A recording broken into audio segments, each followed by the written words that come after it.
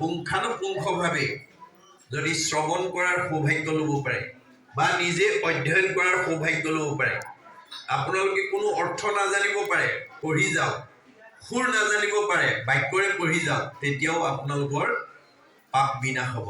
জানি বা নাজানি কৰে নামৰ কীৰ্তন, তথাপিতো পাপদহী নামে কৰে চব।